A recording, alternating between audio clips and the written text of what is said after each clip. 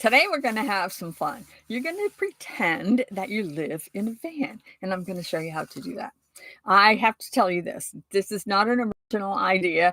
I actually got the idea, and I might have embellished a little bit, from someone in my comments named Oklahoma Jewel, who often comments on my videos. So this came from her. Again, I'm going to embellish a little bit. But how can you pretend that you live in a van so you know whether or not you actually want to do it? You're going to do this. You have several steps here, but this is how you're going to start. You are going to tape off 70 square feet. I should have figured out how long that is and how wide that is, but I think I'm about 8 or 9 feet wide. So then the difference, all right? Now, you're going to do this in your house, your apartment. Better still, if you have a garage to do it in, that would be more realistic. Best would be if you have an outside covered patio. That would be the absolute best way to do it, because it's going to be the most realistic, because you're actually going to have maybe a little bit of a view when you look out your pretend van. So you have your 70 feet squared marked off. And what you're going to do next is you're going to get a whole bunch of cardboard boxes, but maybe not too many, because remember, you only have 70 square feet. You're going to arrange the cardboard boxes within your 70 square feet. And in the cardboard boxes, you're going to put clothes to see how many you can bring. You're going to have to put food items, because you're going to have to eat in your pretend van. You're going to need cooking utensils, some dishes. You might need a can opener. You might need a pair of scissors. You're going to decide what you want to do to put in your pretend van. And think about this, because if you really were living on the road and you couldn't go into your house, then what are the things that you really need to bring? Pots and pans. Going to need those. Now, you're going to have to figure out how you're going to, you're going to need your toiletries, your cleaning supplies, a broom, all of those things. So just think it through, all right? I'm looking around here and I'm like, no, I don't know how I get all this stuff in here. So I don't know how you're going to get it into your pretend van, but work it out. You're going to need water. I have water jugs, so you're going to need water jugs. You probably, if you have a little apartment-sized refrigerator, you're allowed to bring that in, but wait, you're going to have to figure out how to power it. Otherwise, you're going to need a cooler.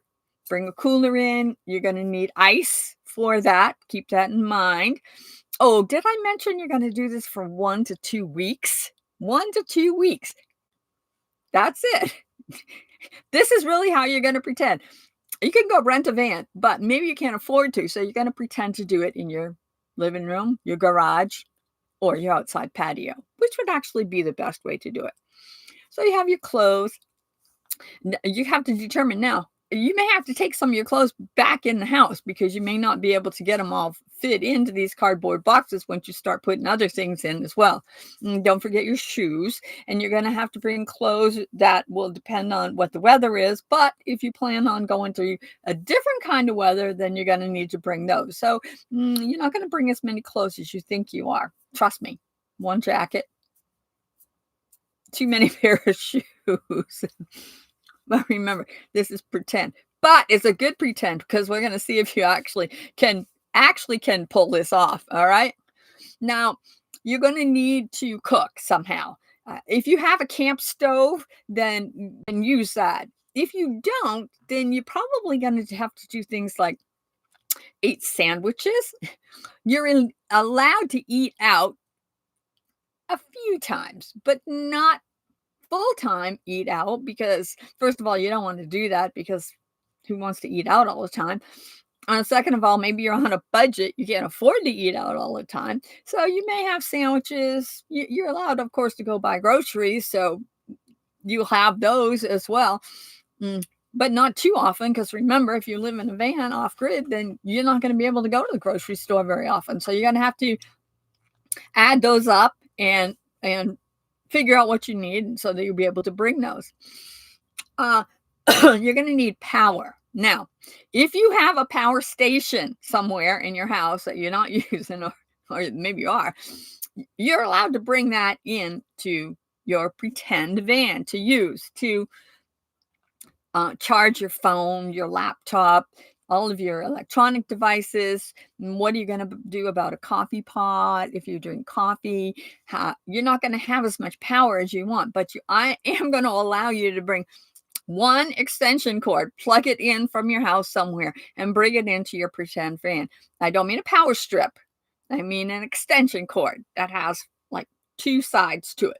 So you're going to have to learn how to charge one thing, put it away, charge something else. And again, if you bring a refrigerator, then that's what's going to be plugged in.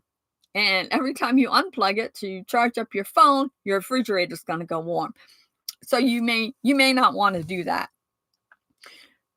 What about, are you going to need some kind of heat?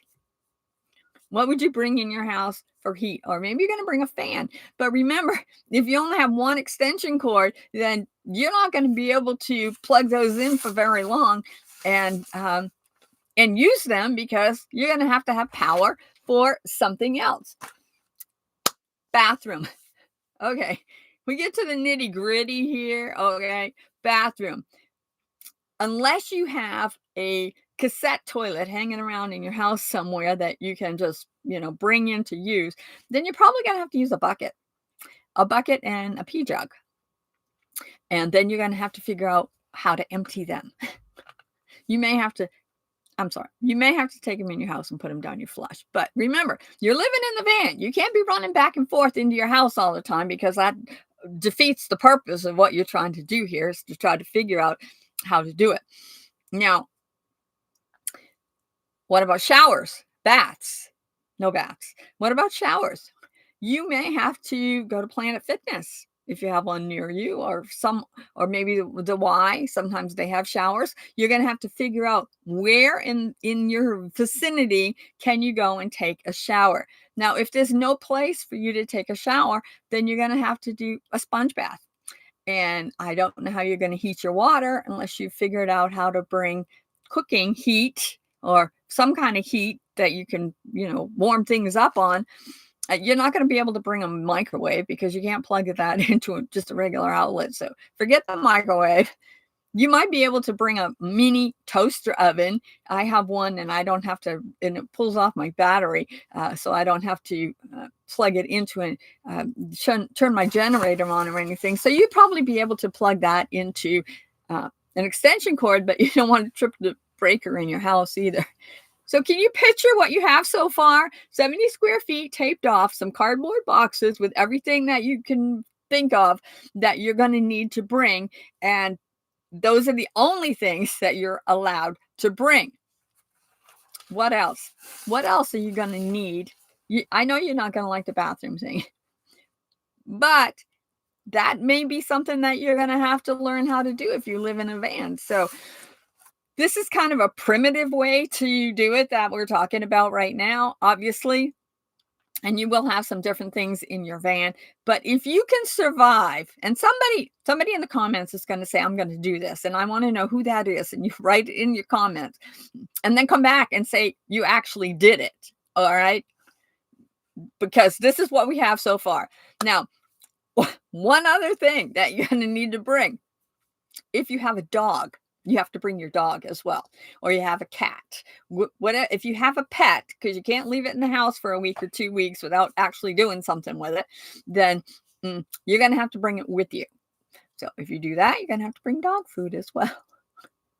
So there's your pretend van. Now, if you want to go a step beyond that, I have in the description below my link to my Dream to Drive series, which will give you the next steps.